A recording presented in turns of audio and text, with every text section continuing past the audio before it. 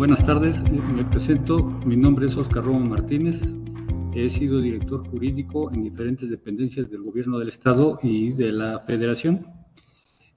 Recientemente, o en la última de las funciones que tuve a cargo, fue director general jurídico y de verificación del Instituto de Transparencia. Actualmente laboro en la Universidad Mexiquense del Bicentenario, pero bueno, el tema que abordaré será en relación al tema que he estado trabajando en los últimos años, que es de transparencia, acceso a la información y protección de datos.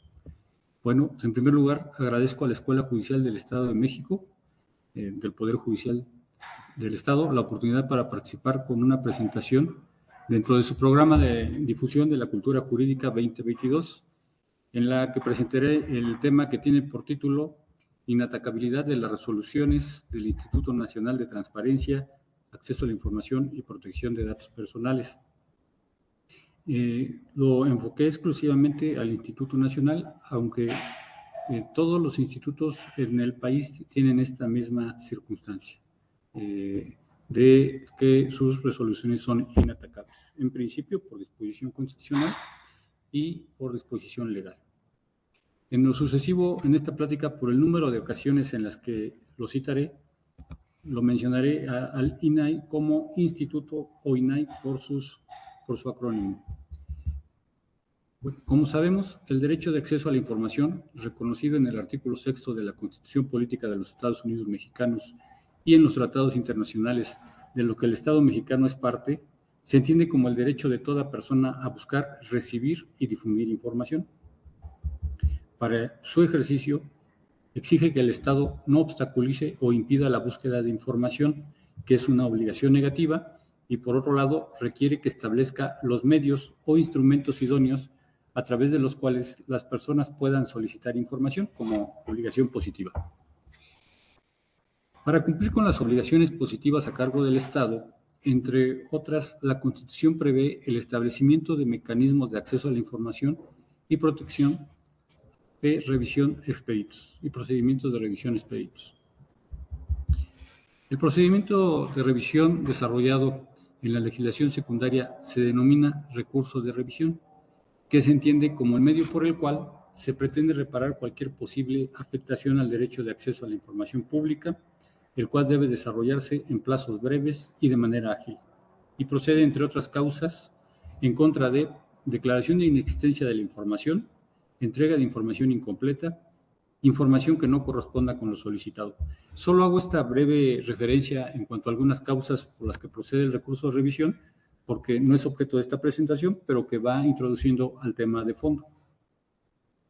El Instituto Nacional, una vez que admite el recurso de revisión, concluida su sustanciación, tiene un plazo de 40 días naturales, que no podrá exceder de 40 días naturales, o sea, son plazos muy breves para la resolución. Algunas consideraciones importantes respecto a este tema que creo se deben de señalar son las siguientes. Por reforma a la Constitución Federal del año 2014, se crea el Instituto Nacional de Acceso a la Información y Protección de Datos Personales, INAI, que además de reconocer su calidad de órgano nacional, le otorga la naturaleza jurídica de autónomo. Y al mismo tiempo, de acuerdo a la fracción 8, inciso A del artículo 6 de la Constitución Federal, reviste a sus resoluciones de definitividad e inatacabilidad, exclusivamente para los sujetos obligados. Entre los sujetos obligados tenemos a las dependencias del Poder Ejecutivo, al Legislativo y sus dependencias, y de igual forma al Judicial y, en su caso, sus dependencias. También son considerados sujetos obligados los sindicatos, los partidos políticos y órganos autónomos, entre algunos otros. Destaco a los órganos autónomos como sujetos obligados porque precisamente entre la autonomía del INAI y la autonomía de otros órganos, así como la definitividad e inatacabilidad de las resoluciones de la INAI en relación con los demás órganos autónomos, es donde se ha presentado una serie de acciones para combatir resoluciones emitidas por el Instituto en los recursos de revisión. Específicamente las han combatido a través de las controversias constitucionales, que será el tema de la primera parte de esta presentación.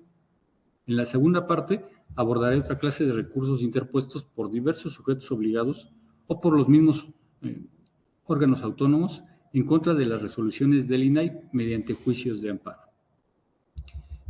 Para el tema de controversias constitucionales se expondrán dos, las 308/2017 y la 325/2019.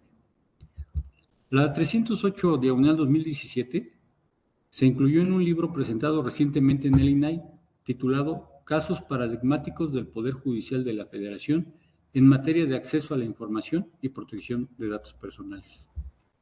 La 325/2019 es la más reciente controversia constitucional resuelta por la Suprema Corte de Justicia de la Nación, en la que el INAI fue parte, y permitirá conocer la evolución de las posturas de las y los integrantes del Pleno de la Corte respecto a la posibilidad de impugnar mediante esta vía las resoluciones. Como sabemos, las controversias constitucionales están concebidas como un medio de control en que lo que se cuestiona fundamentalmente es la invasión de ámbitos competenciales, de órganos, entidades o poderes. Dos son las normas constitucionales que originan el debate en la Corte respecto de la procedencia o imprecedencia de la vía en contra de las resoluciones del INAI. La primera es la que ya cité, del artículo 6º constitucional, en su fracción 8, que nos dice que las resoluciones del instituto son inatacables y definitivas. Y el otro artículo de la Constitución es el 105, fracción 1, inciso L, que contempla las controversias constitucionales que pueden presentar los órganos constitucionales autónomos federales. Fundamentalmente para la procedencia o imprecedencia de la controversia constitucional en el tema que nos ocupa, han existido dos posturas con una serie de argumentos que robustecen su voto, pero que básicamente se manifiestan por atender la disposición de uno de los artículos constitucionales en aparente conflicto. La votación en estas controversias fue la siguiente. En la 308 fue 7 votos por la procedencia, 3 en contra, con una ausencia. La 325/2019, 6 votos por la procedencia, 4 en contra y un ministro ausente. En ambas, la mayoría votó por la procedencia. Si vemos, incluso es muy similar el número de votos por la procedencia, aunque en la segunda hay un ministro menos, por eso son 6, y nos podría decir que no está tan definida todavía la postura respecto de la procedencia de la controversia constitucional. Sin embargo, esto es parte del tema que vamos a revisar, porque en el fondo me parece que esta decisión o estas posturas ya están muy definidas. La controversia constitucional 308/2017. Esta controversia fue promovida por el Instituto Federal de Telecomunicaciones, IFETEL, en su carácter de órgano constitucional autónomo, reconocido así en la Constitución Política de los Estados Unidos Mexicanos, en el artículo 28, en contra de una resolución del INAI. El ministro ponente fue Javier Lainez Potisek, y en el resolutivo concerniente al tema de esta presentación propuso que la vía de la controversia constitucional era procedente en contra de resoluciones de los órganos autónomos por excepción, es decir, cuando las resoluciones incluyan una posible invasión de competencia de otros órganos autónomos. Y en primer lugar quiero exponer los argumentos de quienes votaron por la procedencia y enseguida de los que votaron por la improcedencia. El ministro Alberto Pérez Dayán emitió las consideraciones siguientes. El origen y la razón de la expresión de definitivas e inatacables se debió, de acuerdo a la propia iniciativa y a que en los trabajos preparatorios de la reforma constitucional se señaló que durante las primeras etapas de funcionamiento del Instituto de Transparencia, originalmente de naturaleza federal y posteriormente de carácter nacional, era altamente frecuente que los sujetos obligados recurrieran al juicio de amparo como medio de control específico, lo que dificultaba el tránsito de la información a entregar.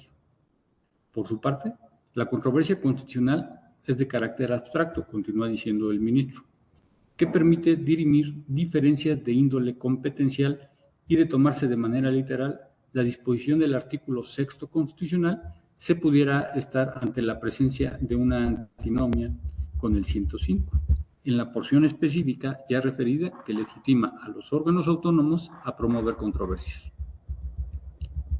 Para el ministro Pérez Dayán, el intérprete de la Constitución tiene que encontrar la fórmula para que expresiones aparentemente contradictorias tengan funcionalidad en el texto completo de la Constitución. Y precisamente en esa funcionalidad debe entenderse que la disposición contenida en el artículo 6º está reducida a los sistemas de control específico a cargo de los sujetos obligados, frente a la operatividad de las controversias constitucionales de carácter abstracto. Es decir, de acuerdo a lo expresado en esta última parte, la definitividad e inatacabilidad de las resoluciones no considera a las controversias inconstitucionales a criterio de este ministro. Por su parte, los ministros Pardo Rebolledo y Luis Aguilar Morales coincidieron, por supuesto, cada uno en su forma particular de expresar sus razonamientos, pero en el fondo, en que la restricción del artículo 6º constitucional no alcanza las controversias constitucionales, porque en ellas se trata de verificar que ningún órgano del Estado invada la competencia o la esfera de otro. Y nuevamente dice, la inatacabilidad se refiere a las resoluciones terminales del instituto, definitivas, pero no al tema de reparto de competencias. Por su parte, el ministro Juan Luis González Alcántara votó por la procedencia. Sin embargo, quiero destacar ciertos aspectos que pongo a continuación y que citaré de manera textual de su intervención. Y de hecho, primero citaré en la segunda intervención que tiene en esta sesión el ministro, porque nos dice en esta segunda intervención, las resoluciones del INAI son atacables. Son atacables cuando se hace valer una afectación de carácter competencial y en el caso concreto no lo tenemos. En la primera parte de su participación, el ministro nos dice, en este caso, en el caso de la controversia constitucional 308, es improcedente, porque el planteamiento del Instituto Federal de Telecomunicaciones se reduce a la interpretación de la Ley Federal de Transparencia y Acceso a la Información Pública, sin que se nos plantee un tema de carácter meramente competencial. Continúa, y cito al ministro, no constituye la hipótesis de excepción que este alto tribunal ha señalado para casos en que se impugnen sus resoluciones. Es decir, podemos ver que el ministro Alcántara coincide en que la controversia es procedente excepcionalmente, no obstante la disposición del artículo 6º, pero para casos de invasión de competencias sí es procedente, pero no se encontraban ante ese supuesto. Y concluye el ministro, por tanto, la controversia debe sobreseerse, porque este tipo de resoluciones no son revisables en esta instancia jurisdiccional. Ahora, en cuanto a los argumentos por la improcedencia, tenemos las posiciones de las ministras y ministros siguientes. Yasmín Esquivel Moza argumentó que la Constitución es clara en que las resoluciones del INAI son definitivas e inatacables para todos los poderes, autoridades, entidades, órgano u organismos, personas o sujetos obligados. De hecho, en el libro recientemente publicado y que cité hace un momento, la ministra apuntó respecto de la improcedencia de la controversia constitucional. Se precisó que no se trataba de determinar si les parece o no conveniente a los ministros que las resoluciones del INAI puedan combatirse, sino de cumplir con un diseño y un sistema constitucional que están obligados a observar, y abundó. Así, se insistió en que cuando la Constitución se dispone que una resolución es definitiva e inatacable, quiere decir que no procede en su contra acción o recurso alguno, incluida la controversia constitucional. Por su parte, la ministra Norma Lucía Piña Hernández argumentó de manera sucinta que la causal de improcedencia deriva directamente de la Constitución General y desde su perspectiva, la procedencia de la controversia frustra la finalidad del principio constitucional de definitividad de las resoluciones del órgano autónomo especializado en la materia. Al abrir la puerta para que todos los sujetos obligados con legitimación para promover controversia constitucional impugnen por esta vía las resoluciones del instituto. El ministro presidente, Arturo Saldívar Lelo de la Rea, aportó al debate elementos nuevos, como lo que se denominan los órganos límite, y así lo argumentó. Cuando se habla de una improcedencia constitucional, no se trata de determinar, discutir o alegar si es conveniente o no. Es un diseño, un sistema constitucional que se encuentran obligados a cumplir. Las improcedencias constitucionales no parten de la infalibilidad de los servidores públicos que integran los órganos, sino de una lógica sistémica para dar coherencia interpretativa y constitucional a todo el orden jurídico nacional. Y continúa diciendo, no obstante que los órganos límite no son infalibles, se encuentran previstos en nuestro ordenamiento jurídico, como lo es la propia Corte, el Tribunal Electoral del Poder Judicial de la Federación, las cámaras del Congreso de la Unión en responsabilidades del título cuarto de la Constitución, entre otros que cita el ministro. ¿Por qué se refiere él a que no son infalibles? En la participación del ministro ponente, Javier Lainez Potisek, refirió en un punto que no pudieran ser inatacables porque no hay órganos infalibles. Por eso la aclaración que él hace respecto a de no se fundamenta en la infalibilidad de un órgano, sino que así está concebido en la Constitución, y cita ejemplos de que sí existen estos órganos límite.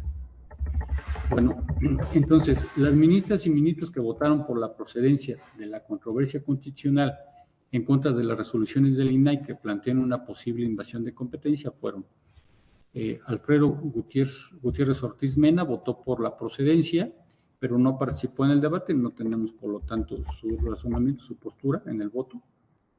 Juan Luis González Alcántara Carranca, ya comenté el voto, que aun cuando desde mi punto de vista en su argumento pareciera que va por sobreseerlo y la improcedencia, votó en este sentido, en sentido contrario, en el sentido de la procedencia. Luis María Aguilar Morales, Pardo Rebolledo, Ríos Farjat igual no participó en el debate, pero votó por la procedencia. Javier Lainez Potisek, que fue el ministro ponente y votó por la procedencia, y Alberto Pérez Dayán. Las dos ministras y el ministro que votaron por la improcedencia fueron Esquivel Moza, Piña Hernández y Saldívar Lelo de la Rea. Bueno, finalmente, como se comentó, la procedencia de la controversia constitucional para combatir las resoluciones del INAI fue la postura mayoritaria, y en resumen se puede considerar que se admiten y se resuelven cuando se plantea una invasión a la esfera competencial de otro órgano autónomo. Ahora veremos la controversia constitucional 325-2019 promovida por la Fiscalía General de la República. El ministro ponente fue nuevamente Javier Lainez Potisek, y al igual que en el análisis anterior, el motivo de la procedencia se fija en la inatacabilidad y definitividad de las resoluciones del INAI, y por otro lado, la posibilidad de acudir a la controversia constitucional a dirimirse un ámbito competencial por entes reconocidos para interponerla. De igual forma, de manera breve, las posturas de los integrantes del Pleno serán expuestas aquí para finalmente, en retrospectiva, obtener conclusiones en sus posicionamientos y, en su caso, las posiciones nuevas de los que se incorporaron en ese lapso. Hay que recordar que hubo cambios en los integrantes de la Corte. Nuevamente, en primer lugar, tenemos al ministro Pérez Dayán. Recordemos que este ministro se pronunció por la procedencia, en este caso está en contra. Esta es una controversia que promovió la Fiscalía General de la República en contra de una resolución del INAI. Bueno, él se pronuncia en primer lugar en la controversia 308 por la procedencia, y en este caso está en contra, pero porque considera que no se está planteando una cuestión de invasión en la esfera competencial. Es decir, se mantiene en la postura de que son procedentes para la invasión de la esfera competencial, pero que no era el caso, por lo cual se manifiesta en contra de la procedencia de esta controversia. La ministra Piña Hernández mantiene los argumentos que en la votación de la controversia 308, es decir, para ella se actualiza una causa de improcedencia que deriva directamente de la Constitución, la cual establece que las resoluciones de dicho instituto son definitivas e inatacables, y agrega: lo que se pretende es evitar un retraso indebido en el cumplimiento de las resoluciones de dicho instituto, con las que se tutela el derecho de acceso a la información de las personas. La ministra Esquivel Moza, por su parte, que se había manifestado anteriormente por la improcedencia, su voto en este caso cambia, pero sí lo manifiesta y dice que es porque la controversia constitucional procede por invasión de competencias, aún en contra de las resoluciones del INAI. Por su parte, la ministra Ortiz Alf, que anteriormente no ocupaba ese cargo, emitió, por lo tanto, no tiene argumentos en la resolución 308. Para esta, su argumento propone que las controversias interpuestas sean analizadas caso por caso, porque no necesariamente plantean un supuesto para el que está previsto este medio de control. Para el presente asunto se manifestó por la procedencia, es decir, coincide en que no obstante la disposición del texto constitucional, siempre y cuando existe una invasión de competencias, la controversia es procedente. La ministra Ríos Farjat, como en el caso de la ministra Ortiz, no ocupaba el cargo en la controversia analizada anteriormente, y sus argumentos son los siguientes: es inatacable en sus determinaciones sustantivas, pero eso no significa que al resolver el fondo de su materia no pueda ocasionalmente incidir en la competencia de otros órganos, y creo que es ahí donde entra la controversia constitucional. Y abunda: no creo que podamos tener algún órgano autónomo cuyas determinaciones no sean revisables en ninguna de sus aristas. Ahora bien, con las controversias resueltas encontramos lo siguiente. El ministro Ortiz Mena, en la controversia 308 y en la 325, en ambas votó por la procedencia sin emitir su posicionamiento. González Alcántara votó por la procedencia en la primera y por la improcedencia en la segunda, porque consideraba que no estaba planteando una invasión de competencias. Esquivel Moza votó por la improcedencia primero y por la procedencia en el 325. Ortiz Alf solamente emitió su voto en la 325, que fue por la procedencia.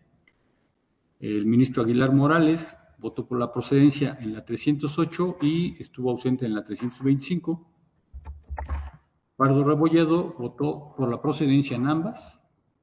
Piña Hernández por la improcedencia en ambas. Ríos Farjat, pues nada más votó en la procedencia, por la procedencia en la 325, porque no ocupaba el cargo en la 308. Lainez Potisek, que fue ministro oponente en ambas, votó por la procedencia.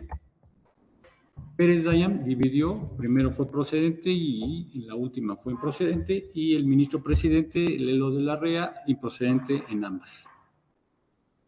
¿Qué encontramos en esta votación?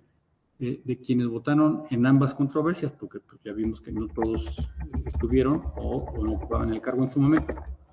Los que votaron en ambas, tenemos que 3 votaron por la procedencia, 2 votaron por la improcedencia y 3 modificaron su votación en alguna de las controversias. Un ministro, que es el ministro Aguilar Morales, no se encontraba, por lo tanto votamos con uno de sus votos. 2 ministros no ocupaban el cargo. Y bueno, esto nos da ya un panorama de qué sucede.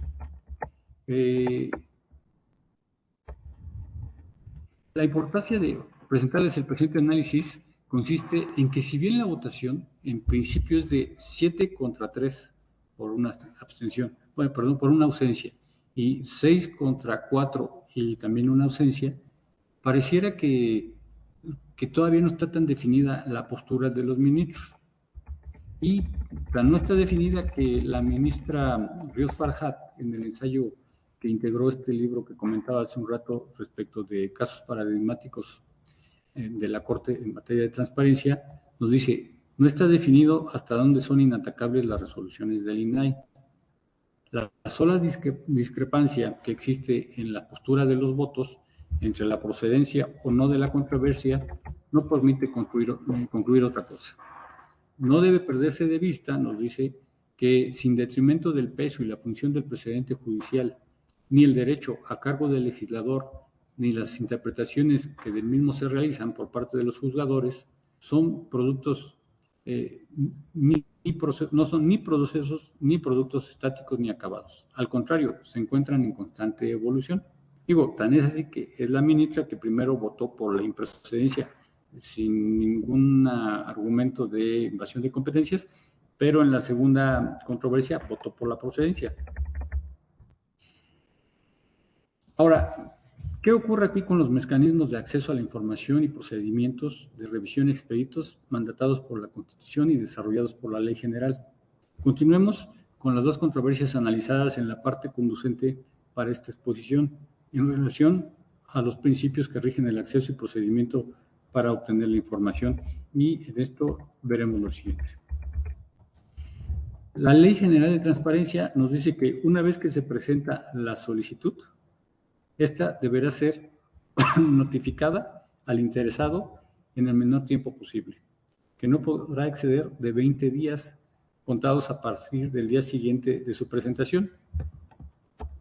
En el caso de estar inconforme con la respuesta, se presentará un recurso de revisión, el cual se interpone dentro de los 15 días siguientes a la fecha de la notificación de la respuesta o del vencimiento del plazo para su notificación. Por su parte, el organismo garante deberá resolver el recurso de revisión en un plazo que no podrá exceder de 40 días contados a partir de la admisión del mismo.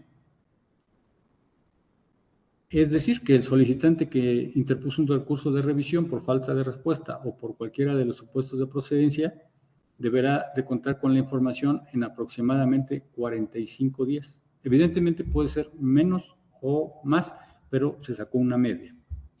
Pero veamos qué ocurrió en la controversia 308-2017. La resolución del recurso de revisión por parte del INAI en contra del IFETEL se emitió el 1 de noviembre de 2017. La resolución de la Corte a la controversia constitucional se emitió el 27 de febrero de 2020. Es decir, más de 2 años para la resolución que determinó que la procedencia de determinó la procedencia de la controversia, pero infundada en contra del IFETEL. Para esta fecha, probablemente la información que requirió el solicitante pues ya no fuera de utilidad. Y aquí debemos recordar que la Suprema Corte ha resuelto respecto del derecho de acceso a la información que este es un derecho en sí mismo y es un derecho para el ejercicio de otros derechos. Es decir, muchas veces la información que se está requiriendo es porque se van a ejercitar otra serie de derechos, pero pues debido a la tardanza en la resolución en este caso, de las resoluciones que se van a controversia, pues difícilmente la información podrá ser ya de utilidad. ¿Qué ocurrió en la controversia constitucional 325/2019 en relación a los tiempos? Los tiempos aquí fueron los siguientes. El INAI resuelve el recurso de revisión en contra de la Fiscalía General de la República el 28 de agosto de 2019. La Suprema Corte resuelve la controversia el 12 de mayo de 2022. 2 años, 9 meses para obtener la resolución. En este tema, la resolución de fondo fue parcialmente fundada para la Fiscalía General de la República. Como vemos, son procedimientos muy tardados, contrarios a lo que sucede en las previsiones de la Ley General, que son plazos muy breves, muy rápidos, y cuando se judicializa, bueno, pues finalmente ahí, como en todos lados, los poderes judiciales tienen temas de presupuesto, de personal, de material, etcétera, que los hacen llevar a un largo plazo muchas veces las resoluciones. Finalmente, para concluir el tema de las controversias, quisiera comentar, aquí pareciera que todavía esa división de la que hablaba hace un momento respecto de 7 contra 3 y luego 6 contra 4 en los votos, habla de una división en la Corte. Sin embargo, como vimos, cuando revisamos los argumentos, en realidad la mayoría de los ministros y ministras coinciden en que procede la controversia constitucional en contra de las resoluciones del INAI cuando invada competencias, y si sumamos a todos los que han manifestado ese sentido en su voto, son 9 ministros los que se han pronunciado en ese sentido.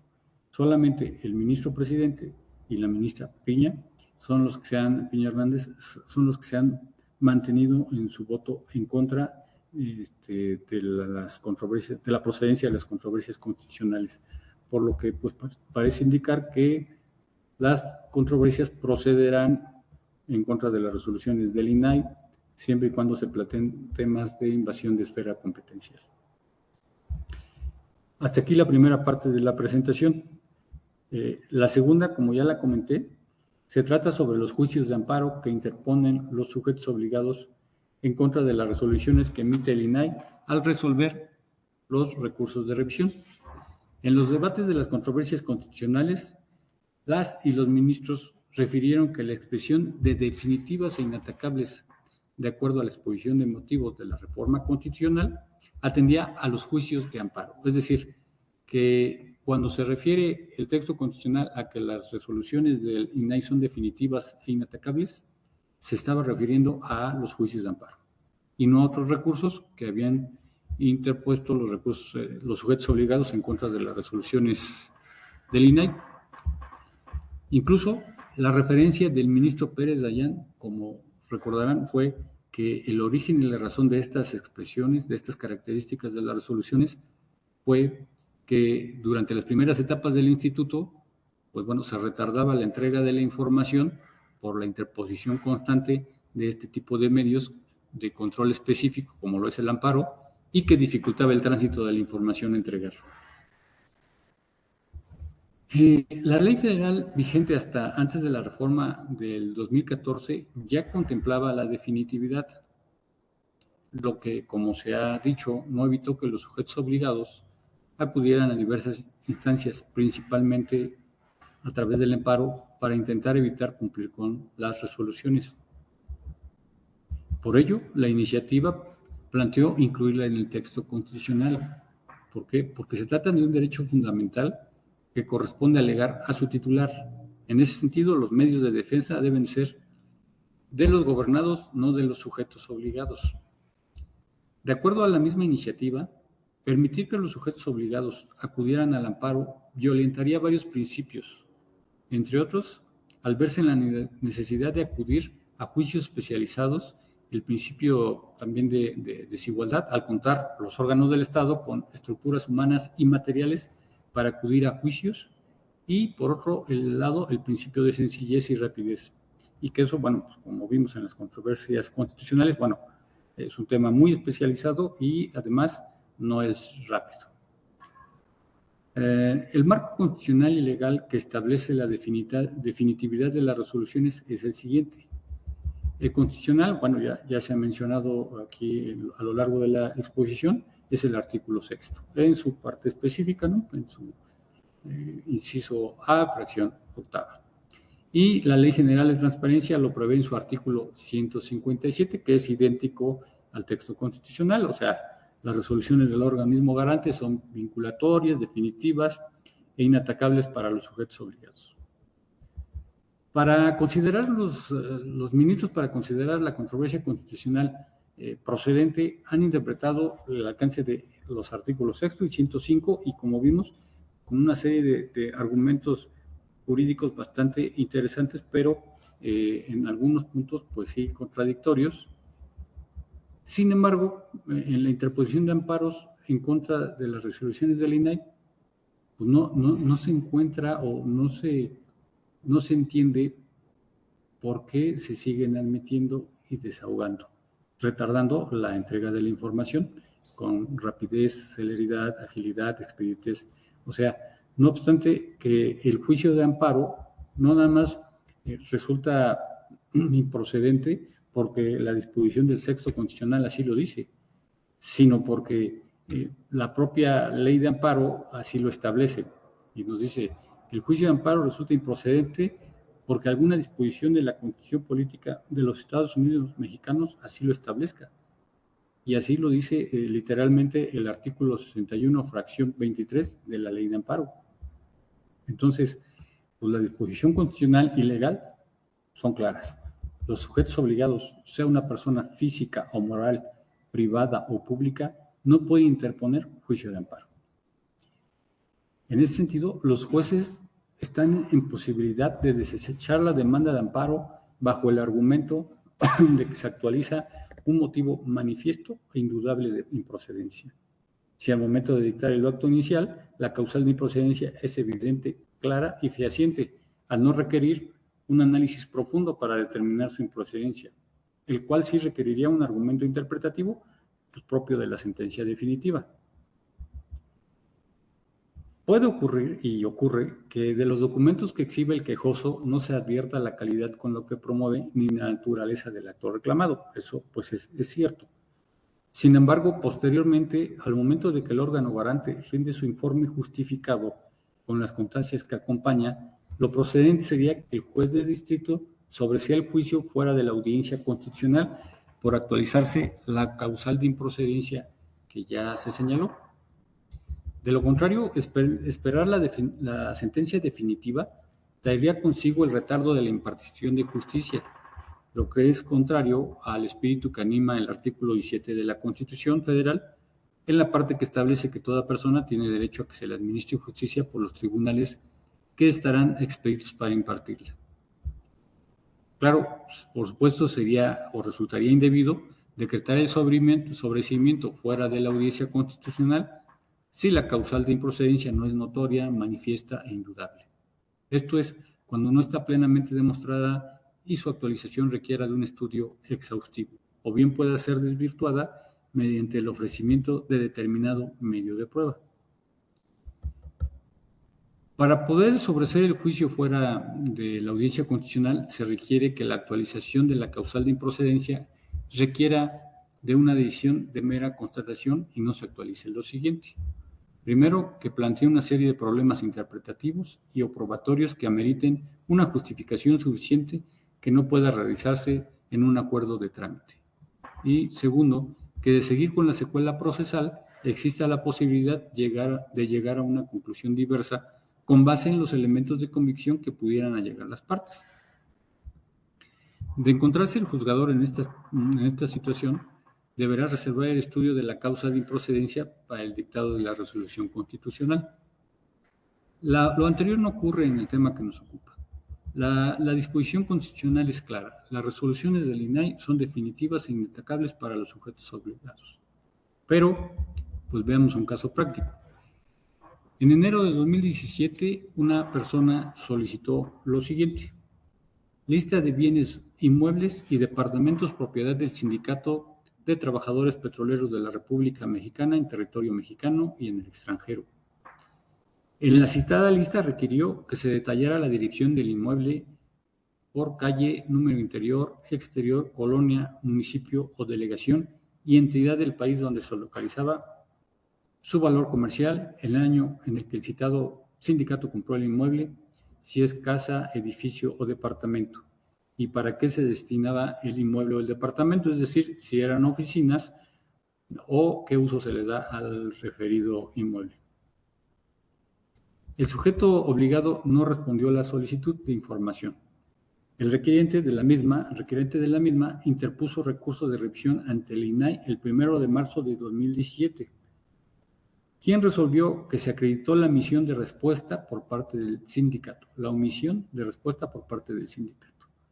por lo que instruyó para que atendiera la información requerida. El sindicato de Pemex no atendió la resolución del órgano garante federal y promovió demanda de amparo indirecto, admitida el 23 de mayo de ese mismo año. Como ya podrán adelantarlo, los argumentos esgrimidos por el Instituto para combatir el auto admisorio fueron los siguientes. La admisión de la demanda de amparo era notoriamente improcedente al ser promovida por el Sindicato de Trabajadores Petroleros de la República Mexicana en contra de una resolución del recurso de revisión correspondiente, por lo cual es irrecurrible. Y entonces observamos que se dan los dos supuestos. Uno es una resolución del INAI en el ejercicio de las atribuciones, por lo cual es irrecurrible. Dos, es en contra de un sujeto obligado, sindicato, que no tiene a su alcance ningún medio para atacarla. Ahora continuamos con los argumentos del INAI. Con la admisión de la demanda se inobservaron los artículos 6º constitucional y 157 de la Ley General, además de otras disposiciones que se citaron. por otra parte, se argumentó que el sindicato es una persona moral que recibe y ejerce recursos públicos derivados de las relaciones laborales que mantiene con Petróleos Mexicanos. De ahí que se encuentra obligado a cumplir con los mandatos constitucionales en materia de transparencia. Que en el acuerdo mediante el cual INAI aprobó el padrón de sujetos obligados en el ámbito federal, se abrió un apartado correspondiente a los sindicatos y en el que se puede expresamente ubicar al Sindicato de Trabajadores Petroleros de la República Mexicana. Pues el tribunal colegiado declaró infundado el recurso de queja al que acudió el INAI por la admisión del amparo, ya que a su consideración la causa de improcedencia prevista en el artículo 61, fracción 23 de la Ley de Amparo, en relación con lo dispuesto en el sexto constitucional, no era manifiesta ni indudable. Y entre las consideraciones fundamentales se puede referir que en el acuerdo inicial, en el juicio de amparo indirecto, no pueden realizarse estudios exhaustivos. Aunó que, por otra parte, en el primer concepto de violación que hace la quejosa, o sea, el sindicato, se duele sustancialmente de que no le corresponde el carácter de sujeto obligado. Y para verificar el carácter con el que actúa la quejosa y determinar si en todo caso compareció como autoridad para defender su patrimonio, eso es propio de la sentencia definitiva, de acuerdo a esto al tribunal colegiado. Bueno, pues una vez desahogados los trámites del juicio de amparo, el juez de distrito dictó sentencia el 15 de noviembre de 2017, en el que resolvió sobreser al determinar que el quejoso no connotaba con interés jurídico o legítimo sobre el acto reclamado, por lo que era improcedente en términos de la fracción 12, artículo 61 de la Ley de Amparo. Además, también consideró que, de acuerdo a la Ley General de Transparencia, solo los particulares pueden impugnar las resoluciones dictadas en los recursos de revisión emitidos por el INAI, pues para los sujetos obligados estas son vinculatorias, definitivas e inatacables. Por lo que si el INAI determinó que la parte quejosa tiene el carácter de sujeto obligado, es incontrovertible que carece de legitimación para promover el juicio de amparo en contra de la resolución dictada. Finalmente se determinó sobreseer en la sentencia el juicio, no obstante que la autoridad jurisdiccional lo fundamentó en una fracción diversa del artículo 61 de la Ley de Amparo, porque consideró que eran actos que afectaban los intereses jurídicos o legítimos del quejoso. Pero, desde mi juicio, lo que debió haber acontecido era, al advertir la calidad del sujeto obligado y el acto reclamado es una resolución que emitió el Instituto Nacional de Transparencia, debió desecharla por manifiesta e indudable de procedencia, situación que no ocurrió. Sin embargo, al resolver, tampoco lo hace fundando su determinación en la fracción 23 del artículo 61 en relación con el sexto de la Carta Magna. La forma más ágil que ha ocurrido en los amparos, concluyendo ahí con este ejemplo, este caso del amparo, que finalmente pues, retardó, terminó dando la razón en cuanto a los argumentos, y no con una fundamentación, pero en los argumentos le dio la razón al INAI. Su resolución se fundamentó en otra fracción del artículo 61, pero sin duda le estaba dando la razón al INAI por los argumentos ahí que había esgrimido. Ahora, la forma más fácil que ha ocurrido es cuando el juez de distrito desecha la demanda y en el recurso de queja ante el tribunal colegiado se confirma el desechamiento. No obstante, los sujetos obligados utilizan esta vía para retardar la entrega de la información y activan a órganos del Estado con recursos expresamente prohibidos por la Constitución. A la fecha, esto continúa ocurriendo. Incluso podemos ver en los medios de comunicación notas como la siguiente. Al menos 30 amparos frenan resoluciones del INAI, promovidos por sujetos obligados diversos como Nacional Financiera, Instituto Mexicano del Seguro Social, Pemex, Servicio de Administración Tributaria, o sea, el SAT, Comisión de Derechos Humanos del Distrito Federal, el Instituto Mexicano de Cinematografía, el Tribunal Federal de Justicia Administrativa y la UNAM, entre otros. Otra más de los medios que nos dan cuenta de que esto continúa ocurriendo. INAI gana todos los amparos para que se abra caso Odebrecht, pero Fiscalía General de la República aún no lo hace. La pregunta nuevamente es, ¿por qué continúan tramitándose amparos en contra de las resoluciones del INAI? La exposición de motivos para la reforma constitucional fue clara en el sentido de evitar retrasos en la entrega de la información, al otorgarle a las resoluciones del Instituto las características multicitadas en esta exposición. El propio Pleno de la Corte, al resolver las controversias constitucionales, ha manifestado que lo dispuesto por la Constitución Política de los Estados Unidos Mexicanos respecto a las resoluciones de los recursos de revisión comprende al amparo. Sin embargo, bueno, seguirán presentándose hasta en tanto las determinaciones de los órganos jurisdiccionales de carácter federal no sean inmediatas. O bien, yo pensaría que incluso se pudiera también dar parte al Consejo de la Judicatura en virtud de que conceder este tipo de amparos o retrasar retrasa exclusivamente el derecho de acceso a la información de los ciudadanos y los involucra en medios complejos para poder recibir la información. Bueno, por mi parte esto ha sido todo. Agradezco la atención y espero sea de interés para ustedes. Nuevamente, muchas gracias a la Escuela Judicial del Poder Judicial del Estado y por mi parte sería todo. Muchas gracias.